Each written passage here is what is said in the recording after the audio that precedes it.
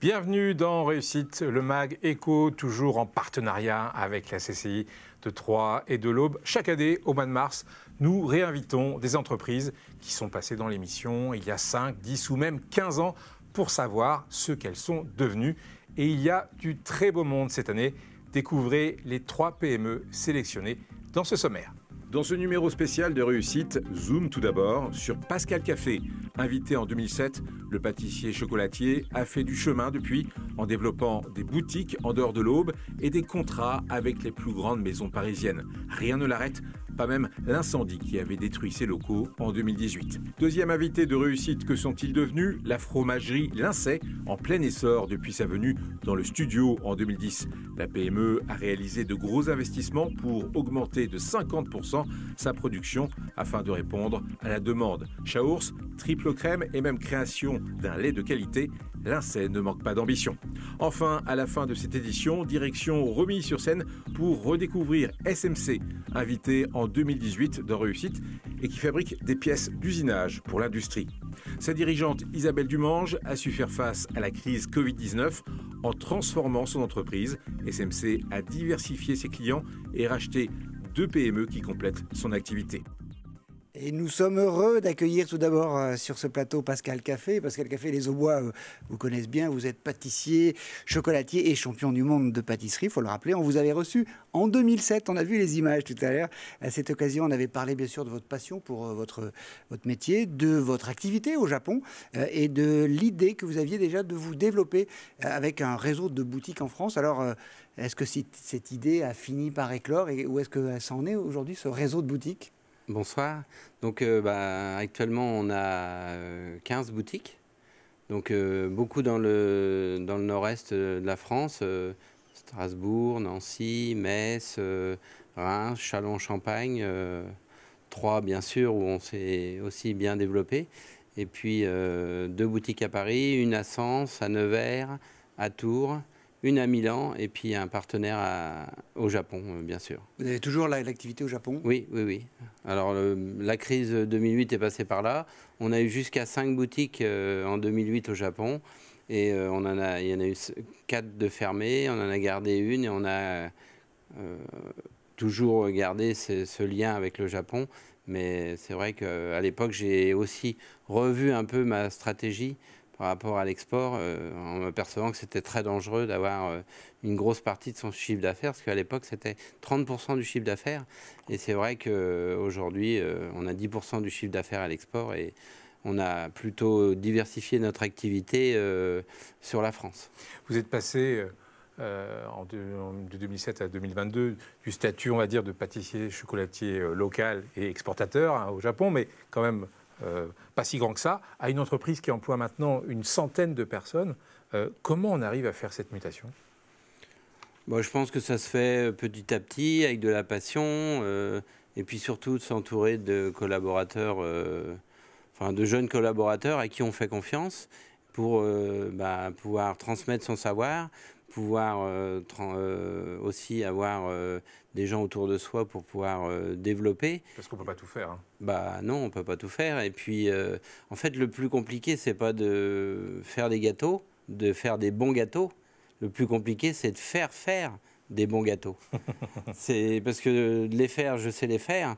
Et les faire, c'est vraiment... c'est la clé. C'est la clé. C'est une méthode. C'est tout un tas de... Dans une organisation, des process bien arrêtés, des recettes écrites et respectées. Alors justement, nous sommes allés dans vos locaux pour voir comment cette transformation prenait forme.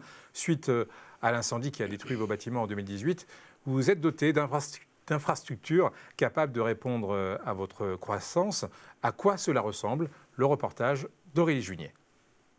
Au début des années 2000, les chocolats Pascal Café s'implantent pour la première fois au Japon. Désormais, ils sont vendus dans 15 boutiques en France et en Italie.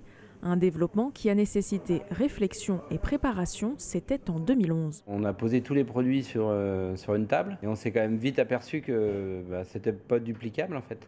Donc on a repensé tous les emballages, mettre sur papier tout le concept des boutiques en fait. Comment on emballe un gâteau, comment on vend des chocolats, enfin toutes les procédures et tout ce qui peut tourner autour de l'organisation d'un réseau en fait. L'esthétique des boutiques a aussi été un point clé pour créer ce réseau de franchises et succursales. Mais multiplier les points de vente implique davantage de quantité. Alors pour produire plus dans de bonnes conditions et sans risquer de diminuer la qualité, des investissements ont été faits. On a investi dans du matériel très sophistiqué. Derrière nous, des machines suisses pour mouler le chocolat. Et en fait, ça nous apporte vraiment une régularité, de la rigueur dans ce que l'on fait. Parce qu'on travaille vraiment avec des précisions d'horlogerie suisse. C'est vraiment de ce côté-là qu'on a vraiment évolué. Un outil de production qui s'est étoffé, entre autres suite à l'incendie d'octobre 2018. Avant, on avait 2000 m², aujourd'hui, on a 4000 m². Donc on a vraiment investi en plus dans l'outil pour qu'on puisse préparer l'avenir en fait et avancer. Avancer, cela passe aujourd'hui par un modèle économique diversifié. La maison Café fabrique par exemple des chocolats pour d'autres marques, comme la maison Fauchon à Paris. L'idée, quand on a un outil de travail qui est performant, c'est d'optimiser au maximum l'outil de travail que l'on a pour qu'il puisse tourner un maximum d'heures pour baisser les coûts. Et enfin, je veux dire, il faut bien sûr être artisan dans l'âme, dans le produit, mais il faut aussi être gestionnaire. Si on n'a pas les capacités aujourd'hui, on sera aussi content d'investir, de construire des nouveaux bâtiments s'il faut et d'aller plus loin. Moi, j'ai la même motivation qu'il y a 25 ans, toujours aussi autant d'énergie, autant de passion et j'ai surtout aussi une très belle équipe autour de moi qui est prête à relever les défis des 5 ou 6 années à venir. Une équipe qui s'étoffe avec de nouveaux talents.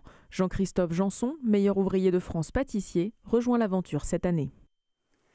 Alors, on y reviendra peut-être, ce nouveau chef exécutif, mais avant d'en arriver là, avec ces locaux, ces équipements qui accompagnent votre croissance actuelle et future, vous avez dû faire face, on l'a vu, à un incendie important en 2018, puis à peine remis de ça, la crise du Covid qui est arrivée par-dessus en 2020. Comment est-ce qu'on fait en tant que chef d'entreprise pour affronter toutes ces épreuves, parce que ça doit être lourd à porter? En fait, il faut surtout penser à son équipe. Ouais. Puis se dire que on a quand même une 50aine de familles à nourrir, donc ça c'est quand même... on a aussi c'est beaucoup des jeunes, beaucoup de jeunes couples, beaucoup de jeunes qui viennent d'avoir des enfants, qui viennent d'emprunter pour construire une maison, donc ça c'est une vraie responsabilité du chef d'entreprise. Et ça c'est important. Et qui joue sur sa motivation, comme vous disiez tout à l'heure, motivation, énergie, c'est ça qui vous porte? Oui, voilà, c'est ça. Et puis, je suis toujours positif, en fait. Quand la vie est faite de plein d'événements, et ce qui est important, c'est de voir demain, enfin aujourd'hui et demain. Ce qui s'est passé hier, on s'en fout un peu, quoi. Ce qui est important, c'est... Au final, la Covid-19 a changé certaines habitudes de consommation et ça vous a été un peu favorable? Alors oui, nous, dans le domaine de la pâtisserie, de la chocolaterie, effectivement, on avait déjà l'autorisation d'être ouvert. Donc ça, et puis bien sûr les gens étaient à la maison, ont eu le temps de réfléchir, et puis les restaurants étaient fermés, tout ça, donc c'est vrai qu'on a vraiment profité de ces moments. Et puis il y a aussi des gens qui ne sont jamais venus chez nous, qui sont venus pour essayer, pour découvrir, et puis...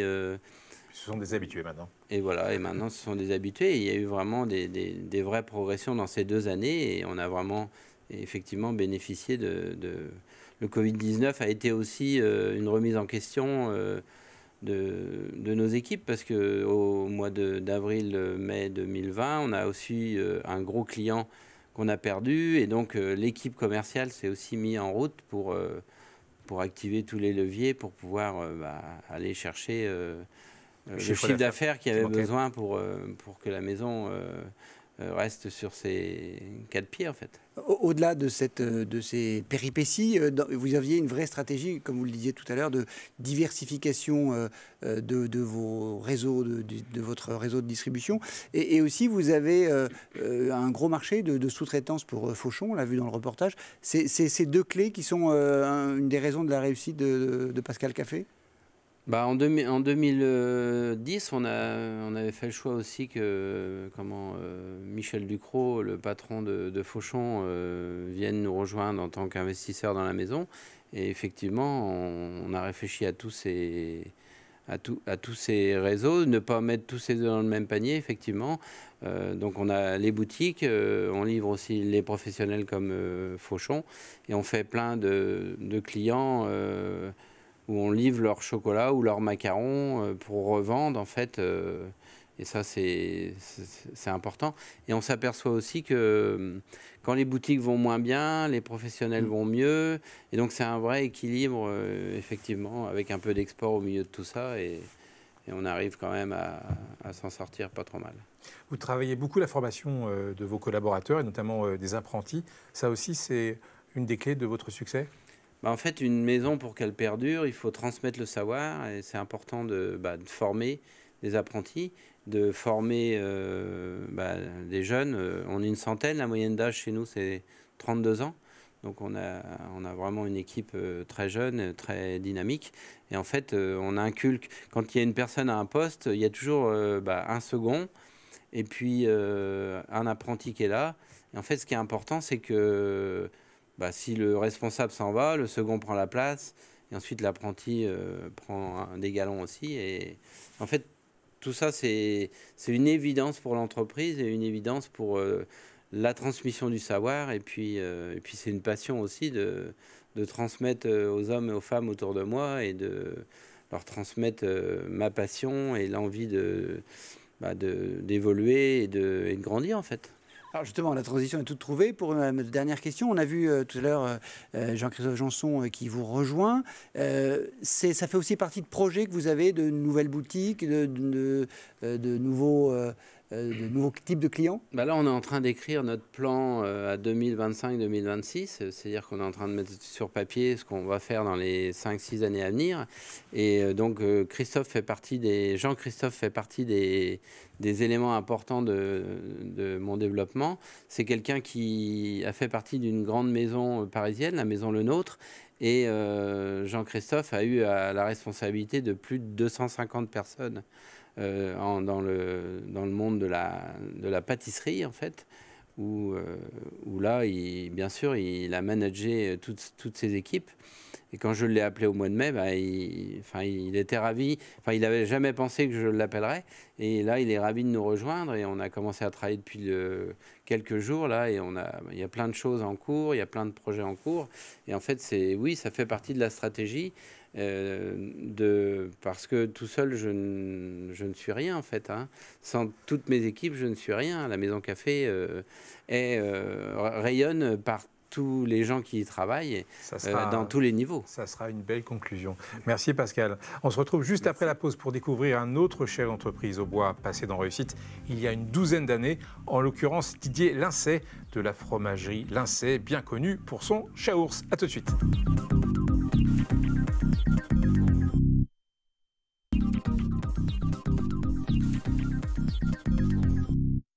Société d'expertise comptable et de commissariat aux comptes implantée dans l'Aube, Lyon et à Paris, BDS Associés compte 150 collaborateurs qui sont tous à votre écoute pour vous conseiller et vous guider dans la gestion et le développement de votre entreprise.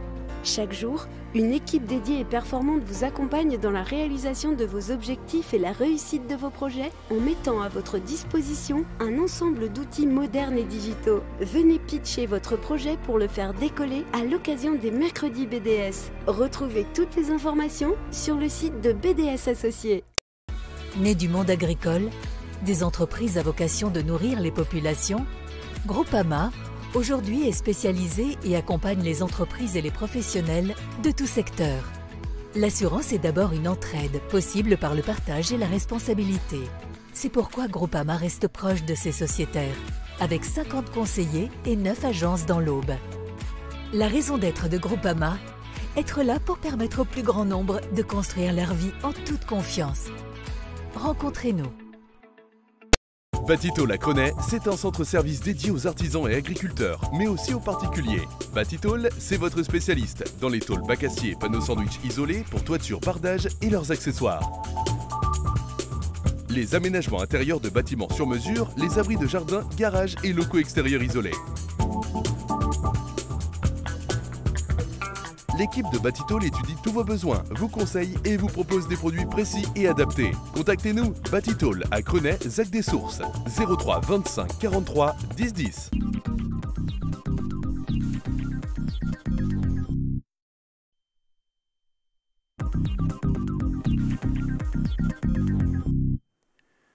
Suite de réussite, que sont-ils devenus? Vous connaissez le principe, nous réinvitons des entreprises qui sont passées dans l'émission il y a 5, 10 ou même 15 ans pour savoir comment elles se sont développées depuis.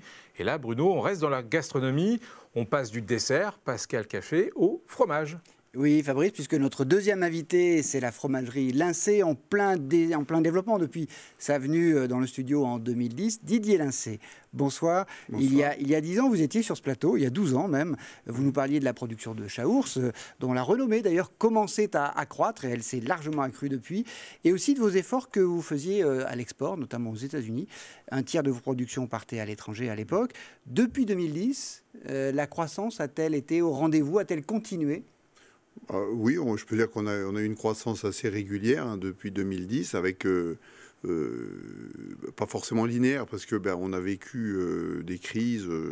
Il y a eu notamment celle qu'on a vécue récemment, dont on est à peine sorti, qui nous a alors pénalisé dans un premier temps au tout début de l'année 2020, lors du premier confinement, avec des baisses qui étaient de l'ordre de 30% quand même pendant quelques mois, 2 mois environ, 2 mois et demi. Et puis après, par contre, un regain de croissance et d'activité, ce qui fait qu'aujourd'hui, on a retrouvé en fait à peu près notre rythme de croissance que nous avions précédemment. Voilà, un rythme de croissance qui, depuis 2010, a été quand même assez performant. Assez important, oui, parce qu'on a globalement une croissance d'environ 30% depuis 2010. C'est un beau chiffre.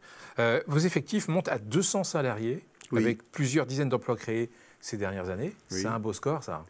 Oui, c'est vrai que c'est... oui, parce que la croissance de l'activité s'accompagne d'un développement des effectifs, des recrutements dans tous les domaines, que ce soit au niveau commercial, technique, production, maintenance. Enfin, une fromagerie, c'est en fait beaucoup de métiers. Une fromagerie, vous savez, environ, chez nous, on a une trentaine de métiers différents en fait, dans notre entreprise. Donc c'est ce qui est très intéressant, parce qu'on côtoie et on travaille avec des gens qui ont des profils différents, des cursus différents, des formations différentes. Voilà, et c'est grâce à toutes ces compétences qu'on arrive à fabriquer de bons fromages. Pour accompagner cette croissance, vous avez structuré vos moyens de production dans vos 3 sites basés dans l'Aube, Lyon et la Bourgogne. Alban Gingembre s'est rendu à Savigny pour constater ces changements. Reportage. La fromagerie Lincé se transmet sa recette de chaours depuis 6 générations. Durant toutes ces années, la production a beaucoup évolué avec une volonté de privilégier l'humain et d'améliorer les conditions de travail. En 30 ans, nous sommes passés d'un stade semi-artisanal avec beaucoup d'opérations manuelles à des étapes de fabrication qui se sont donc d'abord mécanisées, ensuite même robotisées maintenant, pour supprimer le plus possible donc la pénibilité du travail, le port des charges, qui peut être important dans nos métiers, mais tout en préservant la qualité des produits. Parce que ce qui est prépondérant et fondamental pour nous, c'est que toutes les actions que nous pouvons faire de mécanisation et de modernisation doivent se faire dans le respect de la qualité du fromage. Du chaours, mais pas que. D'ici quelques jours, l'entreprise va mettre en vente des briques de lait, un nouveau produit créé à partir des excédents laitiers issus des fromages. Économiquement, pour nous, c'est une charge d'avoir ce lait en excédent, puisque bien souvent, ce lait est revendu à perte, le lait d'excédent, alors qu'en conditionnant et en lançant un lait à notre marque, nous allons pouvoir valoriser ce lait à sa juste valeur, à son juste prix, de façon à permettre aussi également, au final, de mieux valoriser le lait acheté aux éleveurs. Outre ses qualités gustatives, cette nouvelle brique de lait favorise l'économie locale. C'est un lait plutôt vertueux puisqu'il est produit dans la région, il sera conditionné à proximité et revendu et proposé aux consommateurs dans notre région, dans les magasins qui le mettront en vente. D'autres nouveautés sont déjà en route avec le développement d'une gamme de fromages crémeux, Pour cela, la fromagerie doit agrandir son site en Côte d'Or. C'est un site qui existe déjà mais qui va être fortement agrandi. Nous fabriquons donc là-bas des fromages à croûte lavée tels que les poisses, le sous-maintrin et nous allons donc développer dans les 2 ans qui viennent une fabrication de brie à Savarin. C'est une étape importante pour notre entreprise puisque ça nous permettra d'avoir en fait 3 sites de production. Donc Saligny dans Lyon, Vaud dans l'Aube et Brochon en Côte d'Or qui seront de taille comparable et qui seront également polyvalents entre eux. La fromagerie exporte 30% de sa production dans plus de 50 pays, une renommée qui sonne comme un gage de qualité. Vous avez diversifié vos réseaux de distribution, vos clients finalement. Il y a un avantage très large finalement du crémier du coin de la rue jusqu'à l'hypermarché quasiment. Comment vous y êtes arrivé ? Ça, c'est grâce à l'action de nos commerciaux et à des choix d'entreprise. C'est-à-dire que nous avons aussi accompagné certains de nos clients qui, par exemple, ont développé la vente sur Internet, le drive, ce qu'on appelle. Et ça, c'est quelque chose qui est nouveau depuis quelques années. Nos produits sont présents maintenant sur tous ces créneaux et ça nécessite un travail permanent d'écoute des clients, pour adapter aussi parfois certains conditionnements, Parce certains que vous avez produits. dû adapter vos fromages pour qu'ils puissent être intégrés dans les drives. Oui, c'est-à-dire que les fromages dans les drives, en fait, sont essentiellement des fromages de petit format qui sont vendus donc en portions individuelles, alors que nous avions déjà, mais on a quand même augmenté notre gamme de fromages de petit format, vendus historiquement au libre-service, mais aussi maintenant vendus dans les drives. Un de vos fromages stars, ou le fromage star, oui. C'est quand même le Chaours. La renommée en 10 ans, c'est fortement accru, c'est développé fortement. Là aussi, comment vous avez fait pour aboutir à ce résultat ? Parce que ce n'était pas à gagner. Ça a été une ambition collective, finalement, aussi ? Effectivement, sur le Chaours, nous sommes d'une appellation d'origine protégée et en fait c'est aussi le fruit du travail de toute une filière, parce que nous avons bien évidemment des producteurs de lait qui sont engagés dans la filière Chaours, qui respectent le cahier des charges en matière d'alimentation des vaches, de pâturage, de ressources herbagères et fourragères produits localement. Et donc ça c'est très important parce que c'est aujourd'hui une façon pour nous d'assurer une qualité de produit qui va en s'améliorer et d'avoir une traçabilité parfaite et totale. Et vous avez fait aussi tout un tas d'actions de promotion pour ça. Alors il y a eu des actions de promotion effectivement de mener au travers du syndicat de défense de l'appellation Chaours, qui nous ont valu d'ailleurs une récompense que nous avons eue au mois de décembre. Le prix de la CPME. Le prix de la CPME sur justement la communication. Et parce qu'en fait, on se rend compte que le Chaours est bien évidemment connu dans notre région, mais quand on sort de notre région, on a un déficit de reconnaissance de notre produit, de notoriété, et donc on s'attache à travailler sur le développement de cette notoriété. L'export reste un atout pour votre entreprise, même si parfois c'est un peu difficile en ce moment, notamment aux États-Unis. Alors ça a été, même si on remonte un petit peu plus loin, et malheureusement, l'actualité ne fait que nous rappeler des souvenirs aussi. C'est le moment de l'invasion de la Crimée par la Russie. Il y a eu un embargo décrété par la Russie sur tous les produits laitiers issus de l'Europe, de l'Ouest. Et nous avions commencé, par exemple, à faire de l'exportation en Russie. Et en 2014, tout s'est arrêté. Début août 2014, je me souviens très bien, puisqu'on avait des commandes en cours qui ont été annulées, etc. Ça, c'est les risques de l'export. C'est qu'on est tributaire, en fait, de décisions géopolitiques qui nous échappent totalement. Et donc, on a toujours, en misant quand même sur l'export, parce que c'est important pour nous d'être présents, et c'est un marché au niveau mondial qui est considérable et qui se développe en plus pour nos produits. Il faut faire attention à pas être exclusif sur une zone ou sur une autre. Et voilà. Et pas mettre tous ses œufs dans le même panier, comme le disait tout à l'heure Pascal Café. C'est tout à fait vrai. Une dernière question. Vous êtes, on l'a entendu dans le reportage, vous allez... la 6e génération, plutôt, va être à l'œuvre dans votre entreprise. C'est vos 2 enfants. Nos 2 enfants sont arrivés. C'est à la fois une fierté, mais aussi un challenge, finalement, cette transmission possible.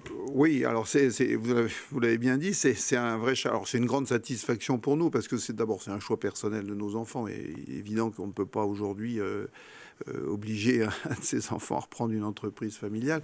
Donc nos enfants ont d'abord vécu professionnellement ailleurs que dans l'entreprise. Et donc après un cheminement de 6 ans pour notre fils et 10 ans ailleurs dans d'autres entreprises pour notre fille. Donc ils nous ont rejoints et c'est vrai que c'est pour nous très motivant. Oui, je pense que c'est une sacrée satisfaction, en tout cas. 6e génération, c'est une véritable histoire familiale à elle toute seule. On se retrouve très vite pour la dernière partie de Réussite. Nous donnerons la parole à Isabelle Dumange, présidente de SMC, une PME basée à Romilly-sur-Seine, qui fabrique des pièces d'usinage pour l'industrie. Et puis ce sera l'occasion de faire parler en même temps nos 3 invités. Ils ont forcément une vision de la vie économique dans l'Aube. Ce sera intéressant de les écouter. À tout de suite.